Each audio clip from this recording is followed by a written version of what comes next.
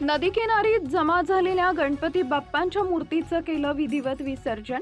धुळे जिल्हा पोलिसांनी सामाजिक सलोखा जोपासत विसर्जित न झालेल्या गणपती बाप्पांच्या मूर्तींना एकत्र करत त्यांचं विधिवत विसर्जन केलं।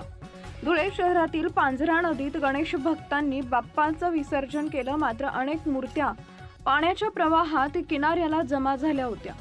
तसेच कमी पाण्याच्या ठिकाणी मूर्ती विसर्जित करण्यात आल्यामुळे त्या पाणी कमी झाल्यावर उघड्यावर पडून होत्या।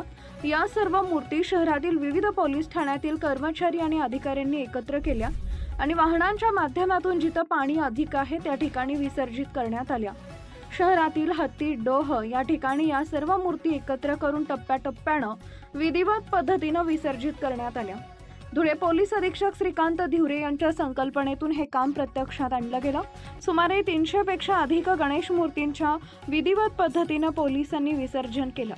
गणपती बाप्पाच्या मूर्त्यांचं विटंबन होणार नाही याची दक्षता यावेळेस पोलीस अधिकारी आणि कर्मचाऱ्यांनी घेतली आहे। सर, आपण आता एक अनोखा उपक्रम पोलीस दलाने इनिशिएट केलेला आहे।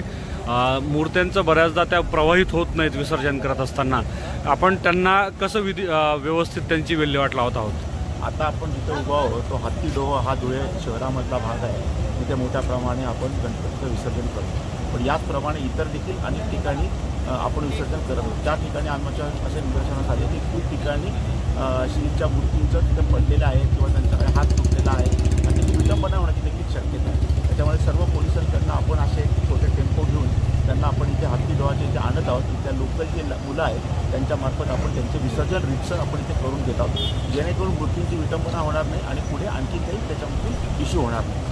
सर, आतापर्यंत जवळपास किती मूर्त्या विधिवत पद्धतीने त्यांना विसर्जित करण्यात आल्या आहे?